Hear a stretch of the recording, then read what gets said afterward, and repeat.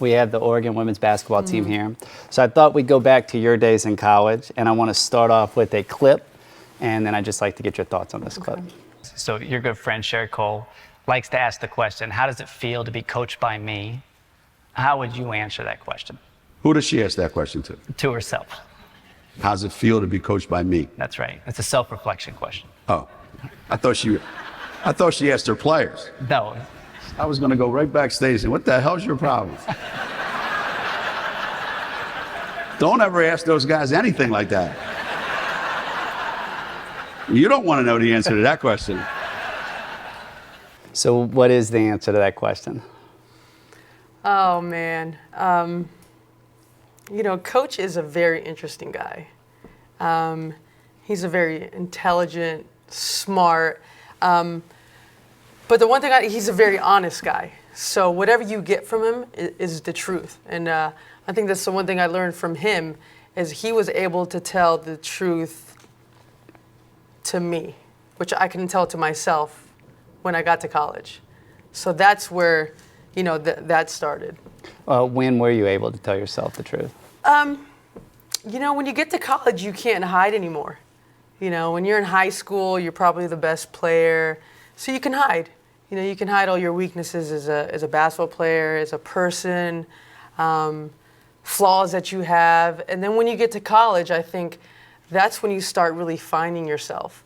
And you can only become the best person you can be is when you figure out those flaws and see how you can change them and better yourself. So, every single day I wake up, I have plenty of flaws, let me tell you, and I just try to get better at them, daily. And what do you think the best lesson you learned from Geno was? He might sound smart, but at the core of it, it's very simple. It's work ethic. And I think working hard is a skill, and it's the one thing that he taught me. Above having talent, above loving the game, you have to work at it. You have to work really, really hard. That's the only way you can get the best out of yourself. There's always a little bit more. If you think you're working hard, there's always a little bit more. And I think that's stayed with me even till now. We were just talking about it. I'm 37 now, and tomorrow I'm going to wake up, and is there a little bit more? I'm going to try to find it. And what has allowed you to sustain for so long in your mind? I've been lucky. I've been really, really lucky. I think everyone goes through periods in their life where it's difficult, and if you're lucky enough to have great teammates, a great support system, the people you put around you, I think that's probably helped me the most is, my family, the people that have helped me during those really, really hard times.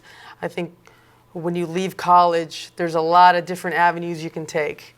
That's the one thing that I think has definitely helped me. Well, what I'd like to do is I'd like to show you a clip from Jay Wright, who coaches men's basketball at Villanova, and I'd just like to see how you interact with this thought. The goal of any team is to get your most talented players the most committed to your core values. That's when you have special teams. What do you think about that? He's completely right. When you step on the court, not only are you trying to gain the respect of the opponent, but my goal was to make sure that the people on my team always respected what I did. And that was every day. That was a daily grind. And then you see the level of everyone going with you. I think when you start separating yourself and thinking, well, I don't have to do this because I can do this the next night, I think that's when those problems start coming up. And what Jay said is completely right. When did you realize that? I'm a very self-deprecating person, so I just think I suck most of the time, to tell you the truth. So to me, I feel like I need to work hard every single day. Like that to me is vital to being a decent basketball player, so I can sleep at night. I really I'll go to sleep and think I'm not very good. How is that possible? It's just this thing inside me that it's almost like a disease. It keeps me up at night every single day, and it still does. And I say when I don't have that feeling anymore, that's when I'll stop playing basketball. That's when I'm like, okay, cool. I can go on to something different. And would you say it's an addiction to getting better? Oh, yeah, yeah. I mean, it's an addiction to something that I love to do. And, you know, when you play a lot of basketball, you go through these different phases of it's work, it's love, it's, you know, it's a double-edged sword. You put so much into it, you have to sacrifice so much. So, you know, there's an inner battle that, you know, as a human being, you have to make sure you balance with life and basketball. And how have you thought about that sacrifice as you've grown? I mean, I've sacrificed a lot, and I wouldn't change it for the world. You know, you don't get anywhere in life without putting everything into it. And if you don't, you're just shortchanging yourself, your coaches, your teammates. You know, if you do that, then you can live with the outcome, whatever it is. But the worst thing in the world is, you know, to wake up the next morning and know, well, maybe I didn't put all my effort into it, you know. And one of the things that we did with the Oregon women's team is we asked them these two questions. Top 3 things that could get in the way of them maximizing their ability as a team. Wow. And then the biggest personal struggle that they have that not many people know about. I'd like to start with that with you. What would be, if you reflect on your career, biggest personal struggle that you dealt with that not many people know about? Wow. That's a deep question. I think for me it was a balance of mostly things off the court, kind of getting in the way of what I was trying to do on the court. Some things were self-imposed. Other things happen because it's life. Can you deconstruct that a little? Well, so I would say 2009, I had a certain event. I got a DUI in Phoenix, and that moment, for a lot of reasons, just changed the trajectory of my career. You know, when you put yourself in a position where you don't control your life anymore, you really start thinking about every decision you make. And it comes in different forms. For me, that was something that embarrassed my family, my coaches, my teammates, you know, the franchise that, you know, gives me everything every summer, the Olympic team. There was just so much embarrassment in me that little life moment changed a lot of the things that happen in the future for the next, 12 years. And what do you think the biggest difference was in your mentality pre-DUI? Oh, I think I was just like untouchable. I could do whatever I want, whenever I want. It was going to resolve itself some way, and it wasn't going to affect me. And I think when you get to that point, that's a very dangerous position to be in as a human being. Whether you're a basketball player, whether you work a 9 to 5, those are the times where you really need the people around you. And for me, that really helped me, get past that moment. And what was the commitment post DUI that you made to yourself? Oh, there was a lot of things. Lifestyle change. There was a lot of things I had to look into the mirror and just. There was certain things in my life that if I wanted to become what I thought I could be, I would have to cut it out. Whether it was personal relationships, whether it was, off the court behavior, whether it was the interactions I was having with certain people, all those things affect you in a way that's either positive or negative. And, that was a commitment I made to myself. And were people telling you, hey, you need to shift your lifestyle prior, and you just weren't hearing them? It's tough. It's tough having those conversations when, you're 25 and you're hanging around with other 25-year-olds. Those are the hardest conversations to have. I had people in my ear, but, sometimes if it doesn't come from within, it doesn't matter. And are you the type that has to touch the stove to realize it's hot? I am a stove toucher. I am. Unfortunately, your greatest strength is your greatest weakness, and I do like to touch the stove and see if it's hot. And then it was hot. Yeah. Yeah, it was hot that night. A little bit too hot that night. Well, transition and back to the team. So this top question that we asked, the top 3 things, what they did is they put all their answers on the sticky notes and they called them out. And here was the list that this team identified as bullets that could take them down. I'm sure you've seen these things inside of the team. And one of the realizations that we had is if you look back at that list, we divided this into 2 columns, human-related issues, sport-related issues. So on this list, all of those went to the human-related side. And so we're trying to attack those things, and that's where we'd like to go next with you. So we'd like to start with selfishness. And you had a great quote one time. So Geno said to you, "I think you're selfish." And this was your quote. He said, "What are you talking about?" I love the pass. I mean, what's more unselfish than what he meant?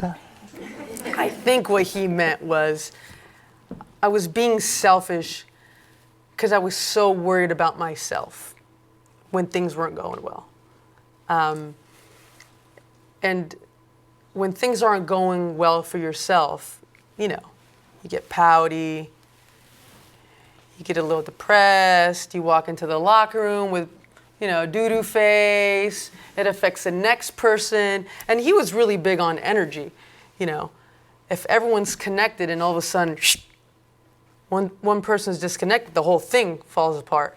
So I think those are the times when you have to find success in other people to make you happy too. And if you don't have a great game, how can you affect the game in a way where maybe you're not shooting the ball well tonight? Maybe you're not defending great tonight. Maybe you're in foul trouble tonight. How can you still affect the game in a positive way for your teammates to get a win? Because at the end of the day, that's all that matters. If you don't win, all of it is just noise. And was there a moment when you understood the bigger picture? Oh, absolutely. Absolutely. I mean, so 2002, we go undefeated. I mean, it can't get any better than that. We had a great run, great team. And then the next year we come back. We have 5 freshmen. It was a complete rebuild, even though, outside expectations said, oh, you're going to win it all again. I think we lost 5, 7 games. It was a very frustrating year my junior year. We won it, but it was just a frustrating year. Because? Well, Coach had these expectations of a style of play, and we just had personalities that, just fought against him. If he said white, we said black.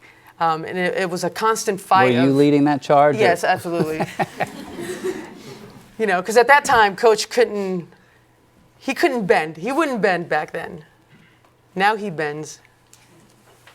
He wouldn't bend back then. And so there was a lot of friction. And so how did you manage that?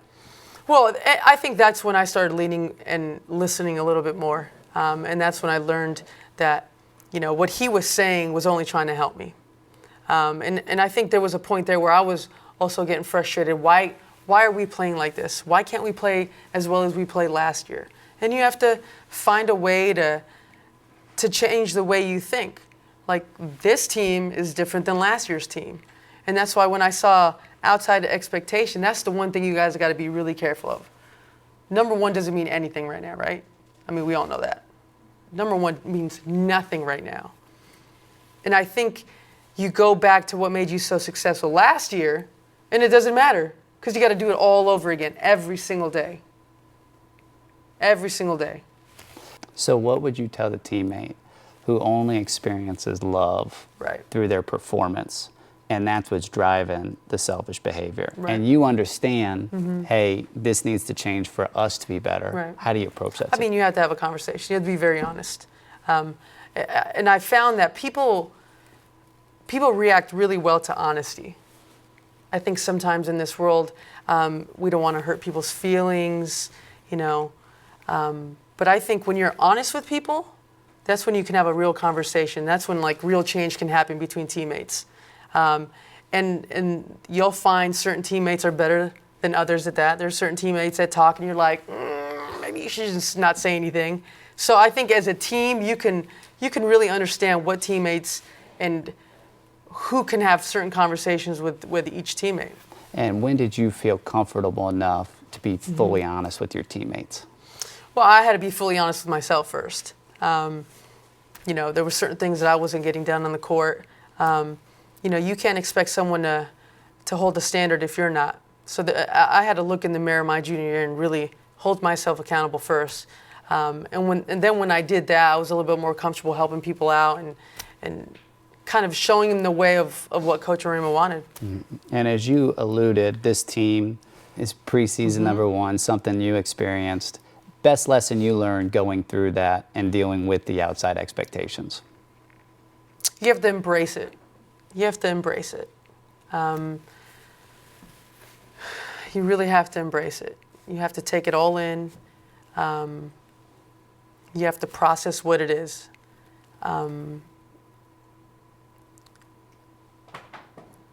It's obvious this team is very talented. You know, I witnessed it firsthand last year at the Final Four, a couple possessions away from being in the national championship game. So all those things, it's experience, but it doesn't mean anything if you don't come back and do it this year. So there has to be that balance of experience and just being a little naive. Well, and to that point, and the next we're going to go into pressure, is after you win back-to-backs, Coach says this: I don't want to hear any talk about who the best player in the country is, who the player of the year is, who the toughest player in the country is. It's her. End of discussion. So he is saying these things publicly. What's your relationship with pressure? Well, it's funny because he never said that to me face to face. Maybe that's why I think I still suck. Maybe I have Coach Arima issues still.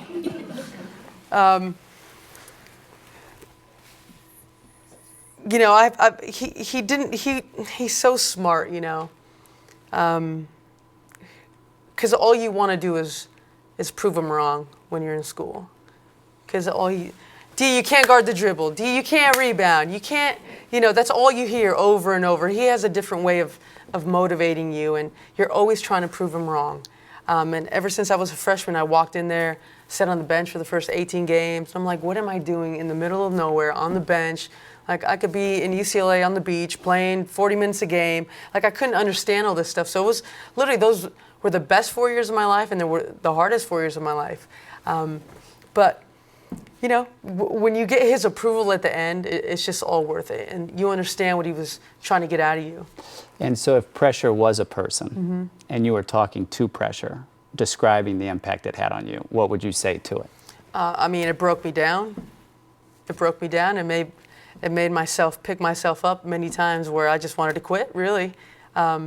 It's difficult. Do you remember a time when you wanted to quit? There was a game my senior year. We played at Notre Dame. It was a regular season game. We lost by like 15. I just remember going to the bathroom and I just like lost it. Like one of those movie scenes where you're throwing stuff, you're hitting stuff, like I'm crying. I'm like, I was just a complete like mess, and here I am. I'm like, I'm supposed to be the senior leader, and I just lost it. And Coach Arima came back there, and he consoled me in a way which he never did before. Like he always did, you know, he's tough love, like, you know, man up, get back out there. But that was the one time where he knew I was done. I was completely like physically and mentally drained, and it beat me up. It completely won.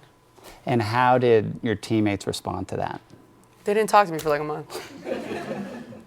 And how did you guys get past They're like, that? leave D alone. You know, sorry, what was that? And how did you guys get past that collectively? It was hard. It was a daily challenge, really. It was a daily challenge for our whole team. Because expectation and the pressure of having to win every game just beat us up. It did. It beat us up emotionally, physically, mentally. We were exhausted. And then we go in the Big East tournament, and then we lose in the semifinals. So we didn't even win the Big East tournament that year. So now we're going into the tournament, defending champs, and we have zero confidence, like nothing. We were going in there just feeling like if we can get to just the Elite Eight. And, you know, we found a way to, you know, every weekend get a little bit better, and then, you know, we luckily won. And have you asked yourself over your career, what's the point? Yeah, I ask myself right now, what's the point? Like, why am I in Eugene right now as a 37-year-old going to play against a bunch of 21-year-olds that are going to run circles around me tomorrow? But, you know, I still love to play, you know? We were in Stanford, and they were running that triangle, and we were just like, oh my God, when is this going to end? And then we look up, And there's still another 15 seconds of back cuts to guard. And we're just, me and Sue were like, why are we out here right now? Like, but, because I still love to play. I still love to compete. I still love being out there. I still love being in the locker room. There's this little bit of fire that's still burning that, you know, I'm still scratching the surface of a different point in my career. And, you know, I still really love to play. And you've been at it for a while, and you've sort of seen the evolution of social media in today's athlete. And I asked an athlete to write a letter to social media as if it were a person. I'd like to read that to you and just get your thoughts on this. Dear social media, you feel like an unhealthy relationship that I can't get out of. The amount of time I waste on you is embarrassing to admit. I don't know why I keep coming back to you. It feels like an addiction. When I have a second, I check in on you. You have the power to make me feel good about myself, but also the power to do the opposite. When I'm with you, I start to feel me comparing myself to others, which fuels a dark competitive energy that scares me. Someone asked me, what value do you add to my life? I didn't have an immediate answer. I started to think about the times that I have taken a break from you and how much healthier I felt without you. But then the fear of missing out brought me right back to you. As I reflect on our relationship, I realize that I need to pursue peace. The question I need to answer is whether or not I can do that with you in my life. It's a funny question. I don't have social media. Because? You know, there's just this little piece of me that likes to be private still. You know, and, you know, we're in a time where everything is for everyone. And I feel like just those little times are for me. And, you know, I just never got down with social media. It's so interesting because some of these young athletes work so hard to build their following. And then they have a moment where the world pays attention to them. There's criticism. Right. And then they realize, I don't want this anymore. Have you seen that with people around you? Yeah, I mean, I have, you know, a lot of my teammates, obviously from the younger generation, you know, and they love social media. They love it. And, you know, the minute they get that criticism, they sign off or they lash out. And it's like, who are you talking to right now? Like, literally, I just don't understand the being friends with people you don't know, that you've never met. You know, but then I understand there's the other side of social media that's very positive, and you can reach different, you know, sides of the world and interact and share things. So there are a lot of positives. And so if you were advising the younger generation on dealing with the digital distractions, Right. just anything involved with the phone, you would say what? I mean, it's hard. It's hard to get away from it. I think, you know, I don't have social media, but I'm on ESPN, like, you know what I mean? Like, you find a different way for technology to affect your life. I think, you know, everything in moderation can be useful, but don't let that ruin your day or make your day. I don't think it's that important. And have you been able to detach from the approval of others? Oh yeah, I think, you know, the best thing about that is I could say whatever I want. I wake up in the morning and I don't give a shit who says anything, because it never comes back to me. I really don't care. Like, it never comes back to me. I think people are always watching what they say, because, you know, the next morning you wake up and like, oh, can you believe Sabrina said that about her teammate? Oh, you know, like, I don't have that. I wake up and I'm like, whatever a stranger said halfway around the world, I never hear it. Well, I'd like to just show you one more clip.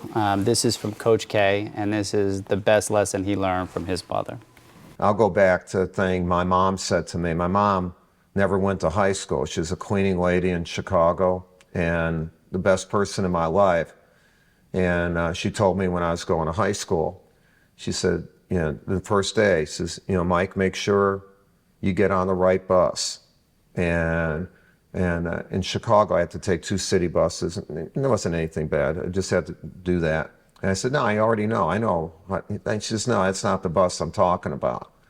You know, from now on, you're driving your bus through life. Make sure you only let good people on it. And if you go on someone else's bus, make sure they're good people. And those good people will help you get to places that you will never get alone. Thoughts? It's a good mom. You know, when I think of my parents, They were both immigrants. My dad actually migrated twice. He went from Italy to Argentina, and then both my parents from Argentina came to the U.S. And at a very early age, they taught us to have really good people around us in life. And till this day, every time I go home, it's the same 10 people around. Every time we have dinner, it's the same 10 people. You know, I'm really connected to having a small group that really understands you. I think that's really important. And as you guys go in life, you'll find those people that understand you and understand how to make you a little bit better, that make you laugh, that can tell you the truth. And, you know, and that group changes as, you know, the scenery changes, but there'll be 2 or 3 friends that you'll have for life, and hold on to them because they're really, really important. And if you were going to take what he just said to the quote you had after your senior year, you win the national championship, and you say this was the happiest and saddest day of my life. Yeah. How are those? I mean, it was the best 4 years of my life, hands down. It was the hardest, but it was the best. I learned so much about myself. You learn that whatever barrier someone puts on you, you can break right through that. You know, you can just do so much if you put your mind to it, if you make sure you let other people help you, you make sure you listen, you trust. All those things I learned in that 4-year span that, you know, before that, I had no concept of. And I knew that was, you know, it was never going to be the same, and it never has been the same. I've had some great times out of college, you know, Olympics and WNBA, playing overseas, but there's just this connection in college that you make that you can't make anywhere else. And you've climbed the mountain that they're climbing. If there was one piece of advice that you would leave them with, it'd be what? Stay mad. Just stay mad. Let's give it up for Diana.